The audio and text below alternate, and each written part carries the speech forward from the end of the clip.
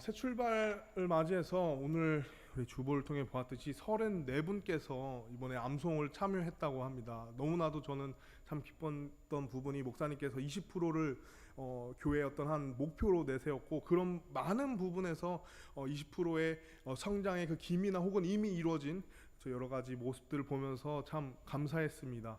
오늘 오전에도 보셨겠지만 또 청년부 학생부가 또 새롭게 이 찬양대에서 다음 세대로서 하나님께 찬양을 드리는 모습을 통해서도 우리 각 한 분 한 분에게도 귀한 은혜가 되었을 줄로 믿습니다. 계속해서 우리가 이런 새로운 마음을 갖고 나아갈 때 우리 교회에 또 하나님께서 은혜로서 지켜주시고 그 모든 계획들이 계속해서 나왔으면 좋겠습니다. 어제 같은 경우 또 저희가 금토로 여름 캠프를 여름 캠프 답사를 다녀왔습니다. 교사 모임 통해서 너무 기대하셔도 좋습니다. 역대급입니다. 역대급 시설과 거리도 나쁘지 않더라고요. 근데 그 연수원이라 그런지 너무나도 깔끔하고요. 미리금 비워두시면 좋겠습니다. 제가 알고 7월 29, 30, 31 월화수거든요. 미리금 기도하시고 기획하시고 비워두시고 초대하시는 마음 가지셨으면 너무 좋겠습니다. 정말 기대하셔도 좋습니다. 열심히 준비하도록 하겠습니다. 우리가 저번 주에 보았던 말씀처럼요, 우리가 한 가지 이 베드로서 3장 8절 말씀을 통해 보았듯이 이 재림의 때에 사람들이 참 예수님의 다시 오심을 조롱하는, 하나님의 이 질서와 그 진리를 거부하고 무너뜨리려는 그런 이 세상의 흐름 속에서 우리에게 하나님이 반드시 기억하라 이 하신 부분이 이 하루의 소중함입니다. 혹은 이 시간의 소중함이죠. 하나님께서는 더디 오지지 않겠다고 하나님께서 말씀을 통해 말씀하셨듯이 하루가 천년 같으신 분, 또 이 천년을 하루처럼 보내실 수 있는 분이신 것을 우리가 보았습니다. 이 말씀이 하나님에게서는 전지전능하심을 보여줄 수 있는 말씀이지만 또 동시에 우리에게는 이 하루의 소중함을 보여주면서 우리가 이 그리스도인으로서 각 개인이 말씀을 통해서 날마다 우리가 점검해야 되는, 우리가 말씀을 통해 내 자신을 돌아봐야 되는 이 세 가지 부분에 대해서 배웠었는데요. 그것이 바로 나는 날마다 주님 안에서 죽습니다. 내가 오늘 그리스도 안에서 죽음으로써 하루를 시작했는가? 이제는 예수님이 내 안에서 살아계시는가?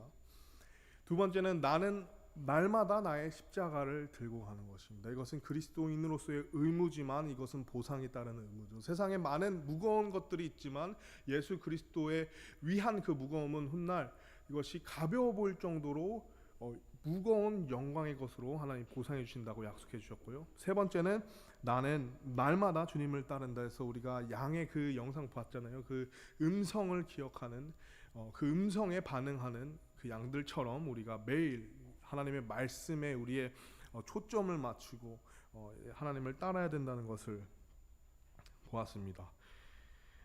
오늘은 그렇다면 그리스도인 이 개인의 삶을 이렇게 맺어감과 동시에 우리가 개인적인 신앙 생활만을 하는 것이 사실 아니거든요.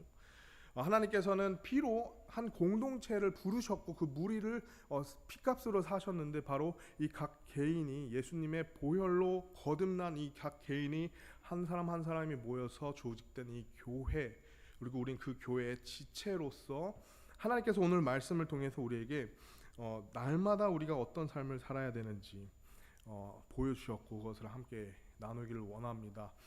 제가 다음 주도 넷째 주에 설교가 되어 있어서 2주에 걸쳐서 나누도록 하겠습니다. 그래서 오늘은 이제는 그 각 개인이 돌아봐야 될 이 세 가지 요소를 가진 이 그리스도인들이 모인 공동체로서, 교회 지체로서 우리가 어떻게 이제 살아가야 되는지, 바로 교회 지체로서 우리가 체크해야 될, 매일에 체크해야 될 그 리스트가 있다는 것을 함께 보면서요, 저는 이 말씀을 초점을 사도행전 2장 46절에서 47절로 두면서 나가고자 합니다. 우리가 너무 익숙한 말씀이죠. 그래서 46장 47절 말씀을 함께 보시도록 하겠습니다. 먼저 우리가 첫 번째로 살펴볼 것은요, 매일 우리가 교회라는 지체로서 이제는 우리가 살펴봐야 할 것은 우리가 날마다 한 마음이 되었는가 하는 것입니다. 이 부분에 대해서 우리가 사도행전 2장 46절을 보시면요, 이렇게 나와 있습니다.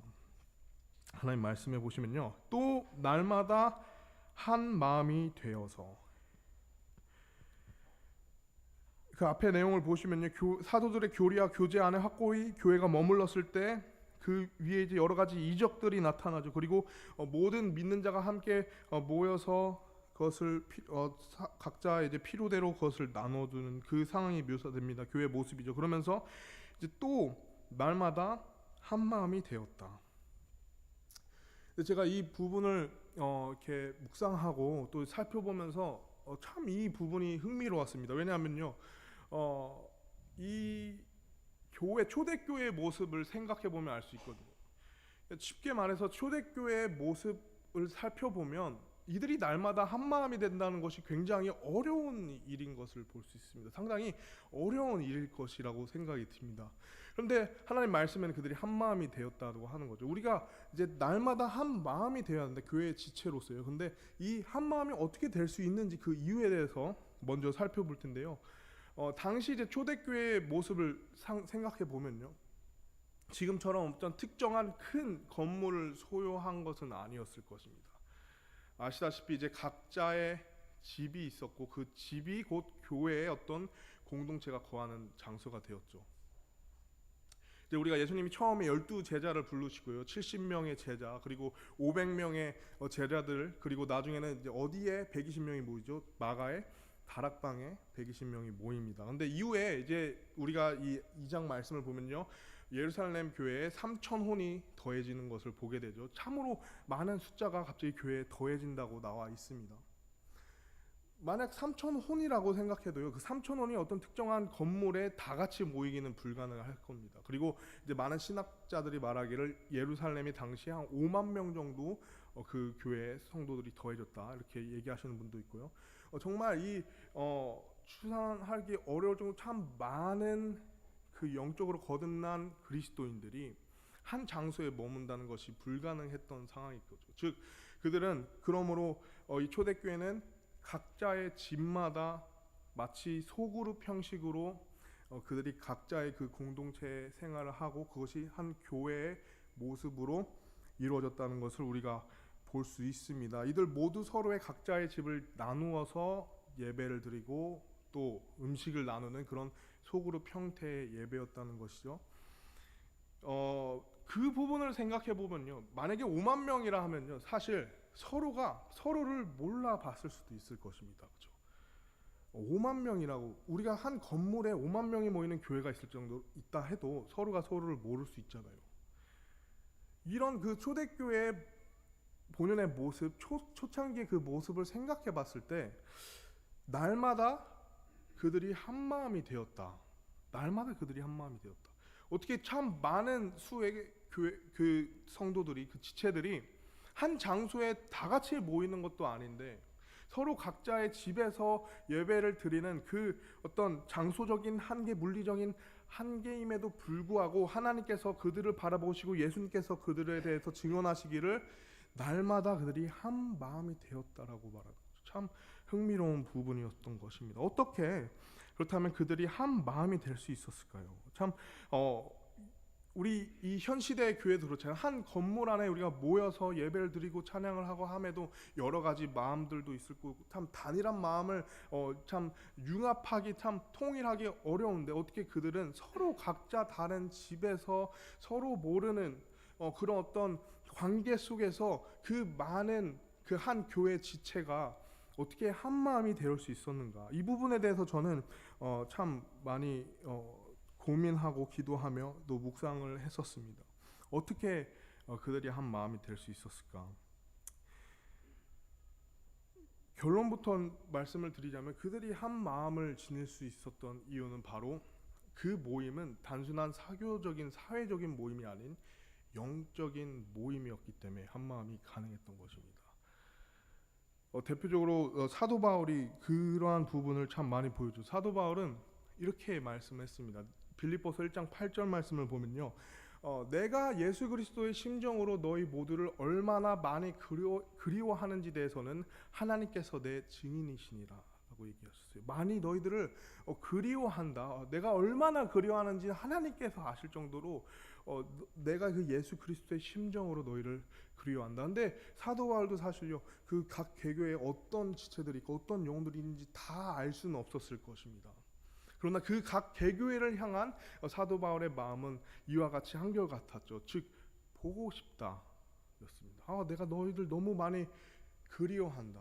너희들 참 많이 생각한다. 너희들을 얼굴을 마주하고자 한다. 하나님께 간구한다. 너희들을 보고 싶다. 찾아가고 싶다. 그런 마음을 항상 지녔던 게 사도 바울이죠. 또 다른 말씀 골로새서 2장 5절 말씀을 보면요, 이렇게 나와 있습니다. 이는 내가 육신으로 떠나 있으나 영으로는 여전히 너희와 함께 있어. 너희가 질서 있게 행하는 것과 그리스도를 믿는 너희의 믿음이 굳건한 것을 기뻐하면서 바라보고 있기 때문이라. 이 말씀을 통해서 우리가 볼 수 있는 사실은 빈부귀천을 막론하고요, 이 영적인 모임이라는 것을 보고 영적인 가족으로 보았고 영적인 지체로서 보았기 때문에 비록 육신은 떨어져 있고 그 마음은 있지만 그 물리적인 어떤 그 한계에 있음에도 사도 바울은 여전히 영으로는 너희와 함께 있다는 거죠. 이 영적인 모임이기 때문에 한 마음으로 이루어질 수 있었다라는 것입니다. 이것이 교회에게 주신 참 특별한 하나님의 선물인 것 같습니다. 우리가 육신으로는 우리가 일주일 후에 매주 수요일을 제외한다면요, 매주 일요일 날 모이잖아요. 그럼에도 불구하고 여전히 우리가 어떻게 보면 한 마음이 될 수 있는 이유, 한 방향으로 나아갈 수 있는 이 모든 이유는 이 모임이 그저 그런 어떤 일반적인 모임이 아닌 바로 영적인 모임이기 때문에 한 마음이 가능하다는 것이죠. 뿐만 아니라 한 마음이 되는 것, 한 몸이 되는 것은 우리가 영적으로 지닐 수 있는 특권과 기회일 뿐만 아니라요, 하나님께서 교회를 향해서 원하시는 것인 것을 볼 수 있습니다. 로마서 15장 5절에서 6절 말씀을 보시면 이렇게 나와 있습니다. 이제 인내와 안위의 하나님께서 너희에게 그리스도 예수님을 따라 서로를 향해 어떤 마음이요? 같은 마음을 갖는 것을 허락하사 너희가 한 마음과 한 입으로 하나님 곧 우리 주 예수 그리스도의 아버지께 영광을 돌리게 하시기를 원하노라 라고 말씀하시죠.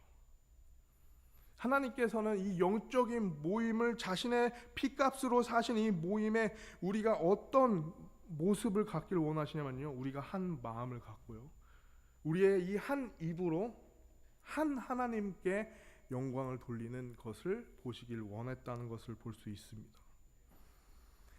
그러므로 어떻게 참 서로가 서로를 모를 정도로 수많은 그 소그룹 형태의 모습으로 지켜져 왔던 이 초대교회 안에서 하나님께서는 그들에게 날마다 한 마음이 될 수 있도록 그 한 마음을 주셨는가? 첫 번째는 영적인 모임이기 때문에 그것이 가능했고요, 두 번째는 하나님께서 그것을 원하셨기 때문이죠.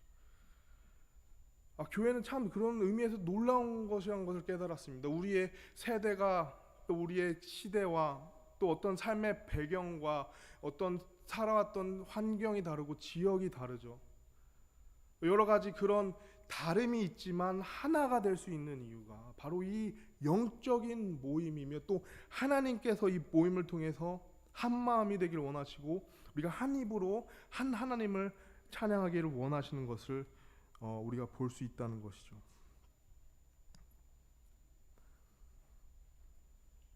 그렇기 때문에 그 많고 많은 그 초대교회 안에서 그들은 날마다 한 마음이 됐다는 것이죠. 날마다. 오늘 하나님께서 우리 말씀을 통해서 우리에게 주시는 도전은요, 바로 우리가 날마다 한 마음을 가져야 한다는 것입니다. 우리가 일요일 이후에 월, 화, 수, 목, 금, 토 그 우리의 삶 가운데서도 물리적으로 떨어졌지만 사도 바울의 고백처럼요, 육으로는 떨어져 있으나 영으로는 연결되어 있는 교통하고 소통함으로 단일한 마음을 갖기를 하나님께서 원하신다는 거죠. 어떻게 보면 교회적으로 참 중요한 도전이자 또 이것이 이루어진다면 어떨까라는 마음이 항상 큽니다. 어떤 마음일까? 날마다 우리 교회가 물리적으로 서로가 떨어져 있더라도 한 마음으로서 서로가 유기적으로 움직인다면 어떤 모습일까?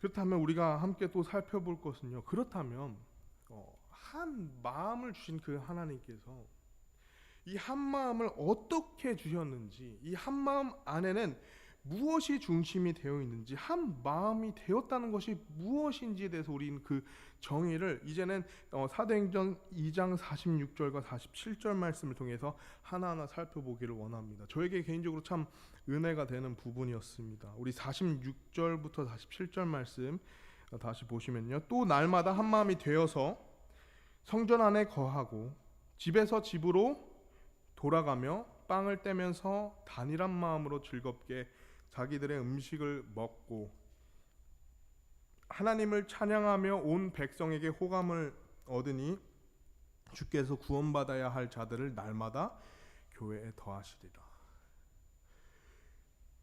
여기서 이 말씀을 자세히 보시면요, 그들이 한 마음이 되었을 때요, 날마다 한 마음이 되었을 때 했던 모습들, 행했던 행동들, 행위들을 우리가 나열해 볼 수 있습니다. 그들이 한 마음이 되었을 때 성전과 집을, 성전에 거하고 집을 다녔고요. 집을 다니면서 또 빵을 뗐다고 나와 있습니다. 그리고 단일한 마음으로 즐겁게 자기들의 음식을 먹었다고 나와 있어요. 그리고 무엇보다 하나님을 찬양했다. 그러니 이제 날마다 구원받아야 할 자들을 교회에 더하시는 역사를 보게 되죠. 그들이 한 마음, 어떤 마음이 그들에게 부여가 됐는데 하나님이 그 마음을 주셨는데 그 마음을 지닌 자들이 날마다 이렇게 행동을 했다. 이렇게 초대교회의 모습이 나와 있는 것이 46절, 47절인 것이죠. 성전과 집에 거하였다. 이 부분에 대해서 또 다른 사도행전 말씀을 보면요, 이렇게 나와 있습니다. 5장 41절로 42절 말씀이에요. 그들은 자기들이 그분의 이름을 위해 수치당하는 일에 합당한 자로 여겨진 것을 기뻐하면서 공의 앞을 떠나, 그 다음에 어떻게 나와 있냐면요, 날마다 성전과 각 집에서 예수 그리스도를 가르치고 선포하는 것을 그치지 아니하더라. 그들이 단일한 마음, 한 마음을 지녔을 때 성전에 거하고 각 집에 거하면서 했던 것은 바로 예수 그리스도, 이 복음에 대한 선포를 그치지 아니하였다라고 성경은 보여주고 있습니다. 날마다 그리스도를 선포했다는 것이죠. 두 번째로요, 우리가 이번에는 빵을 보겠습니다. 한 마음이 되었을 때 그들이 성전과 집에서 예수 그리스도를 선포했다는 것, 어떤 마음을 지냈기 때문에요. 두 번째는 이 빵에 대한 부분인데, 빵에 대한 부분은 우리가 고린도전서 10장 말씀을 통해 볼 수 있습니다. 16절 17절 말씀 보시면요, 우리가 축복하는 축복의 잔은 그리스도의 피에 함께 참여한 것이 아니냐, 우리가 떼는 빵은 그리스도의 몸에 참여하는 것이 아니냐. 17절 말씀이에요. 우리가 많아도 한 빵이요 한 몸이니 이는 우리가 다 그 한 빵에 참여하는 자들이기 때문이라. 그들이 한 마음으로 날마다 집과 성전을 드나들면서 그리스도를 선포하였지만 또 동시에 나눴던 것은 빵을 나눴다는 거죠. 근데 이 빵은 단순히 그냥 빵으로서 그치는 것이 아니라 바로 예수 그리스도의 고난과 이 대속을 매일 기억했다는 것입니다. 매일 집집마다 그것을 나누면서 그것을 기억하고 자신을 되돌아보고 그리고 그 대속을, 공로를 찬양했다는 것이죠. 성전과 집에서 또 빵을 나눴던 그들의 마음에는 어떤 마음이 있었기 때문에, 계속해서 보시면요, 이번에 자기들의 음식을 즐거운 마음으로, 단일한 마음으로 즐겁게 나눴다라고 나와 있는데요, 이 자기들의 음식에 대해서 이것은 영적인 교제, 또 어떤 그리스도 안에서의 교제를 뜻하죠. 우리가 너무 잘 알고 있는 고린도전서 10장 31절 말씀에 그러므로 너희가 막 먹든지 마시든지 무엇을 하든지 모든 일을 하나님의 영광을 위하여 하라. 그들이 갖고 있었던 그 모든 것을 공용으로 생각해요. 공통된 소유로 생각을 했었습니다. 그렇기 때문에 누군가가 집에 왔을 때 자기들이 가지고 있었던 음식을 나눴다라는 거죠. 근데 그 당시에 여러 신분들이 있었고 여러 빈부 귀천이 있었다는 것을 감안한다면 이것은 굉장히 큰 어떤 혁신이었을 것입니다. 노예가 된 자나 또 귀인이나 어떤 가문의 훌륭한 사람들이 다 예수님 안에서 하나가 되어 한 상에서 그들의 음식들을 서로 나눴다라는 것.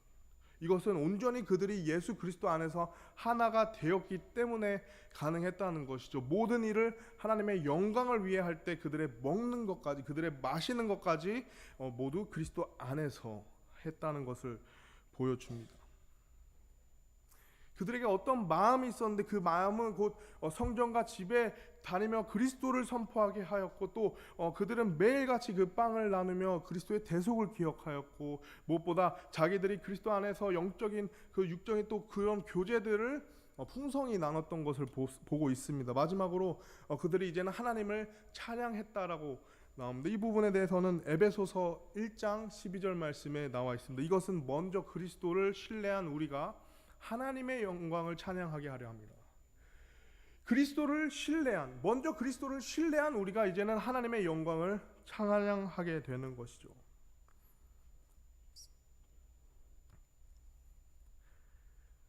그래서 이제 우리가 사도행전 2장 46절 47절에 그들이 날마다 한 마음이 되었을 때 그들이 어떤 모습을 보여주었는지 이제 말씀을 통해 보았을 때 이러한 모습들을 보여줬다는 것입니다.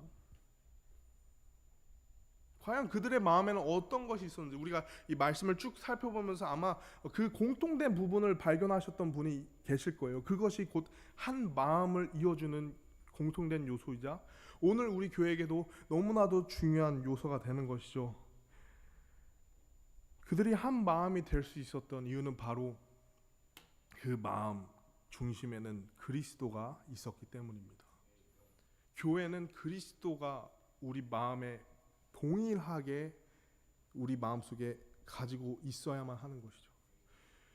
그 한 마음은 바로 이 예수 그리스도를 향한 사랑이 될 수 있습니다. 예수 그리스도를 높이기 위한 우리의 마음이 될 수 있다는 거죠. 그 마음이 날마다 동일하게 그 수많은 서로가 서로를 모를 수 있는 그런 초대교회 안에서 그 마음이 동일하게 주어지자 그들은 매일같이 성전에서 집집마다 누군가에게 그리스도를 전하지 않으면, 이 놀라운 소식을 전하지 않으면, 이 부활의 소식을 전하지 않으면 이것은 너무나도 아쉬운 기회인 것을 생각하면서 매일같이 다녔죠.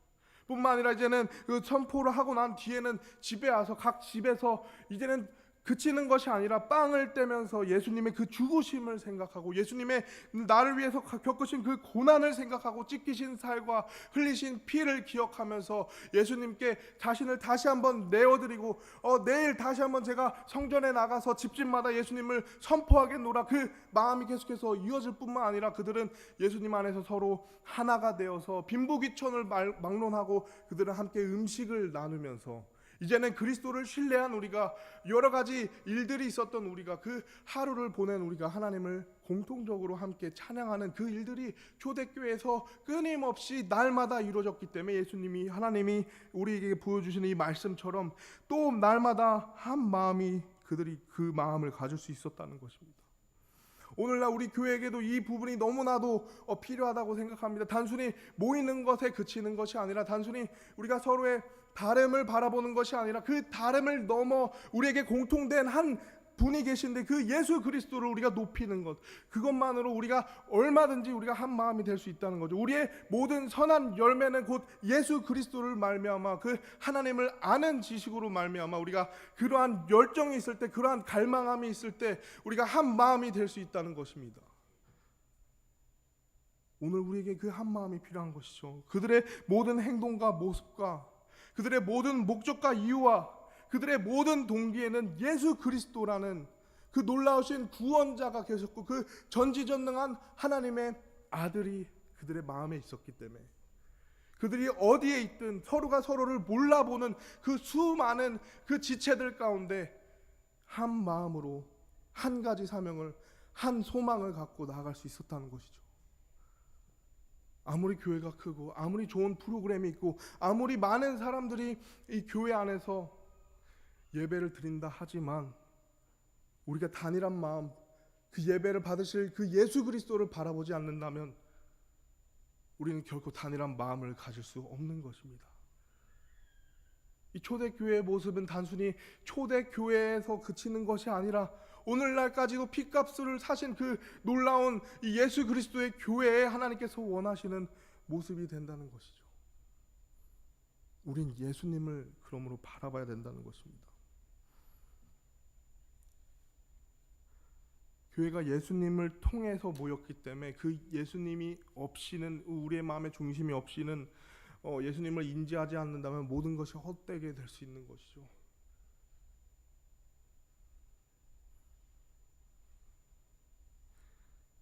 우리의 예배 또한 예수 그리스도를 높이는 예배가 되어야 합니다. 누군가가 나와서 찬양을 하든 누군가 이 말씀을 전하든 우리가 봐야 될 것은 그 사람이 아니라 그 너머에 있는 그 사람을 통해서 드러나시는 예수님에 우리가 반응하고 예수님을 경배하고 예수님을 높이는데 우리의 마음이 통일이 되어야 된다는 거죠. 그분이 어떤 삶을 살았든 그분이 어떤 배경을 가졌든 나와 다르더라고. 어떤 내가 교회에서 있는 여러 가지 모습이 내겐 익숙하지 않더라도, 내겐 조금 불편할지라도, 내겐 익숙할지라도 중요한 것은 그 안에 예수님을 높일 수 있는 것이 있다면 우리의 모든 생각과 마음을 잠시 내려놓고 우리는 그 예수님을 바라보고 그 예수님으로 인하여 우리의 마음이 고정이 돼야 된다는 것입니다. 이것이 초대교회를 통해 우리에게 보여주신 놀라운 말씀인 것이죠. 우린 예수님만을 드러내야 됩니다. 그 누구도 예수님 보다 더 드러날 분은 없습니다. 저를 보실 필요가 없죠. 제가 만약 저의 생각과 말을 이 자리에 전한다면 저는 그런 자격이 없습니다. 그러나 놀라우신 그리스도의 이 말씀을 전할 수 있다면 우리는 그 그리스도의 말씀을 귀 기울이고 그 그리스도의 말씀에 반응해야 된다는 것이죠. 저의 연소함을 본다면, 저의 연약함을 본다면, 저의 한계를 본다면 안타깝지만 우리는 그 그리스도의 모습을 놓치게 될 것입니다. 우리의 마음은 항상 그리스도를 향해야 된다는 거죠. 우리의 마음은 항상 이 그리스도를 전함에 우리의 마음이 고정되어야 된다는 거죠. 새로운 영혼이 왔을 때 비록 내 마음은 어색할지라도 그분이 구원받아야 될 자라면, 그분이 복음을 들어야 될 자라면, 그분이 거듭나야 할 분이라면 우리는 그 예수님을 바라보며 나아가며 친절과 사랑을 베푸는 것입니다. 예수님을 바라봐야 된다는 거죠. 예수님이 높여져야 된다는 것입니다. 단순히 찬양이 우리가 그리스도를 인지하지 않는다면 그 가사 속에 있는 예수님의 그 대속의 공로와 그 구원의 기쁨을 우리가 집중하지 않는다면 그것은 단지 노래로 그치겠지만 우리가 드려지는 이 찬양이 내가 정말 그 예수님을 바라보고 그 예수님을 높이는 그런 우리의 고백이 된다면 그것이 경배가 되는 것입니다. 그리고 그 마음이 각 사람 한 사람의 뜨겁게 불탈 때, 그 마음이 뜨겁게 그 마음이 역사할 때 그 교회가 한 마음이 될 수 있다는 것이죠. 초대교회는 물리적으로 장소적으로 여러 가지 한계가 참 많았던 교회입니다. 오늘날 참 현대시대의 교회를 보면요 너무 좋습니다. 너무 편합니다. 그러나 우리의 마음에 예수 그리스도가 없다면, 우리의 마음에 예수 그리스도만을 높이고자 하는 그 마음이 없다면 그 모든 것이 아무리 잘 갇혀 있다 하더라도 그것은 결코 우리에게 어떠한 의미를 부여줄 수 없다는 것입니다. 이 찬양을 통해서, 말씀을 통해서, 나의 드림을 통해서, 나의 행동을 통해서 내 모든 이 이유와 내 삶의 모든 초점이 예수님을 향해 있었던 이 초대교회는 비록 서로가 서로를 모를 수 있는 그런 한계들이 있을지라도 하나님 앞에서는 단일한 마음을 지닌 한 교회의 지체로서, 한 몸으로서 보셨다는 것이죠. 이것이 초대교회가 우리에게 주는 놀라운 교훈인 것입니다. 교회는 영적인 모임이기 때문에 이 단일한 마음, 한 마음을 가질 수 있습니다. 교회는 하나님께서 피로 사시면서 우리가 서로 다를지라도 한 마음이 되고 한 입으로 하나님을 찬양하길 원하셨기 때문에 이 모임을 세우셨고, 이것의 값으로 예수 그리스도 자신의 유일한 그 아들이신 예수님을 십자가에 내어주셨다는 것이죠. 그 값을 통해서 우리에게 바라시는 것은 우리가 한 마음이 되는 것, 우리의 한 입으로 하나님을 찬양하는 것. 우리 삶에 참 어렵고 무거운 일, 교회 상처를 받는 일, 여러 가지 일이 있음에도 불구하고요, 우리가 예수님을 생각하면 그것은 작은 일이 됩니다. 왜냐하면 예수님은 나의 죄를 위해 십자가에서 모든 것을 다 내어주기 때문이죠. 살갗이 다 찢기셨기 때문이죠. 그 가장 극악무도한 형벌인 십자가형을 받으셨기 때문에 비록 내 상처는 깊을지라도, 내 어려움은 클지라도, 내 고난은 무거울지라도 내가 예수님을 통해 이겨낼 수 있다는 것이죠. 그리고 그 예수님을 내 간증 속에 누군가에게 고백을 했을 때 그 무거웠던 마음, 다른 사람이 그 지녔던 무거운 마음도 예수 그리스도 안에서 풀릴 수 있는 것입니다. 그렇기 때문에 우리의 이 교제 안에는 항상 예수님이 있어야 된다는 거죠. 우리의 이 모든 이 사역의 이유와 목적과 방향은 오직 예수님만이 높여지는, 그 단일한 마음을 초대교회뿐만 아니라 오늘날 우리도 하나님께서 원하실 뿐만 아니라 가질 수 있다는 것입니다.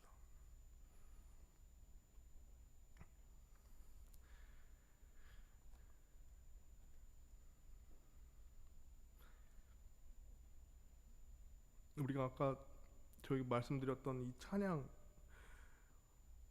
이 부분에 대해서 한번 이것을 한번 우리가 직접 참 경험했으면 하는 마음에서 제가 갑자기 부탁드리지만 제가 이거 말씀을 못 드렸는데 혹시 반주를 한번 해주실 수 있을까요? 죄송합니다. 우리가 예수님을 높일 수 있는 여러 가지 찬양이 있지만 찬송가 7장에 나와 있는 주 예수 이름 높이여, 이 찬양이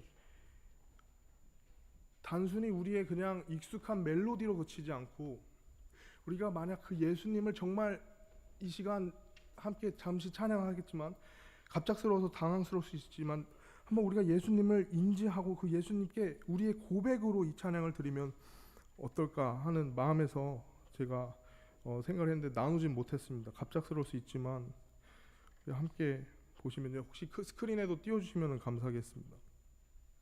우리 7장 말씀 한번 다 같이 찬양하시겠습니다. 1절 4절 찬양하시고 예수님을 생각하시면서요, 주 예수 이름 높이여 다 찬양 드리세, 왕관을 주께 드려서 만유의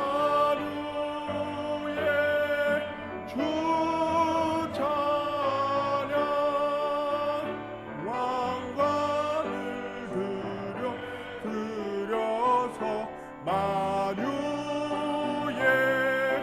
주 찬양. 4절입니다. 주 믿는 성도 다 함께 발 아래 절하고 무궁한 노래 불러서 만유의 주 찬양, 무궁한 노래 불러서 만유의 주 찬양. 이것은 단순히 노래가 아니라 이것은 바로 우리 하나님께 올려드리는 우리의 경배가 되는 것입니다. 오직 우리가 예수 그리스도를 높이고자 하는 그 동일한 마음을 가졌을 때 이것은 노래에 그치고 멜로디에 그치고 화음에 그치는 것이 아니라 바로 예수님을 우리의 모든 영과 혼과 몸을 통해서 올려드리는 아름다운 경배가 되는 것이죠. 이것이 진정한 이 초대교회가 가졌던 마음과 모습이며 오늘날 우리 이 승리성서침례교회도 여전히 있지만 더 여전히 우리가 갖춰져야 되는 마음인 거죠. 우리의 이 모든 사역은 바로 이 예수 그리스도를 높이는 것에, 이 예수 그리스도만을 드러내는 것에 우리의 마음이 고정돼야 된다는 것입니다. 그 일이 동일하게 우리의 마음속에 있을 때 우리는 하나님께서 주신 이 놀라운 비전을 우리 담임 목사님께서 리드하시고 이끄심 가운데 지도해 주신 가운데 놀라운 이 일들을 우리가 볼 수 있다는 것이죠. 여러분, 우리는 저는 오늘 여기까지 하고 마치겠지만 저는 이 마음을 원합니다. 저 역시 그 마음이 필요합니다. 어쩌면 제가 미국에 있을 때 가장 크게 감명받았던 부분입니다. 모든 것을 예수님을 위해서 한다. 사역의 모든 이유는 복음과 영혼 구령이다. 왜냐하면 그것이 교회에게 주신 예수님의 대사명이기 때문에 모든 초점이 예수님을 향해 됩니다. 그것을 크라이스트 센스 혹은 더 세이비어 센시티브 처치라고 하는데 구도자 중심, 사람들을 중심으로 사람들의 어떤 원하는 방향을 맞추는 것이 아니라 우리는 말씀으로 세우신 이 예수 그리스도, 우리를 핏값으로 주신 이 예수님께서 말씀하신 그 교회의 모습대로 행한다. 우리 그 모습대로, 그 명령대로, 그 사명대로 예수님께서 원하시는 교회를 만들고 세워가겠다. 이것이 제가 가장 크게 감명받은 그리고 가장 크게 배운 부분인 것입니다. 그것이 왜 미국에만 있을 필요가 있습니까? 대한민국 어느 교회든 우리가 이 초대교회에 보여주신 하나님의 놀라운 이 삶의 원리를 안다면, 이 교회의 원리를 안다면 하나님께서 어느 교회든 어떠한 방법으로든 그 지역을 구령해내고 세계를 선교하는 위대한 교회로 쓰실 줄을 믿습니다. 그러기 위해서는 다시 한번 우리의 마음에 예수님이 중심이 되어야 됩니다. 우리의 모든 이 교회 사역과 모든 이 방향엔 예수님이 중심이 되어야 된다는 것이죠.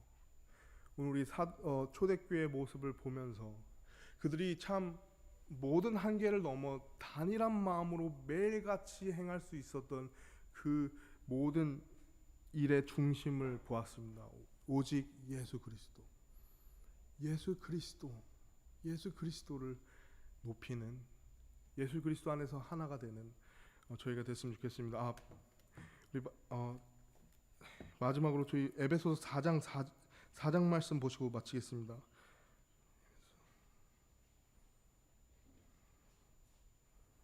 이건 준비가 안 돼. 에베소서 4장 1절로 6절 말씀 함께 저희 한 목소리로 읽고 마치도록 하겠습니다. 에베소서 4장 1절에서 6절 말씀입니다. 한 목소리로 읽겠습니다.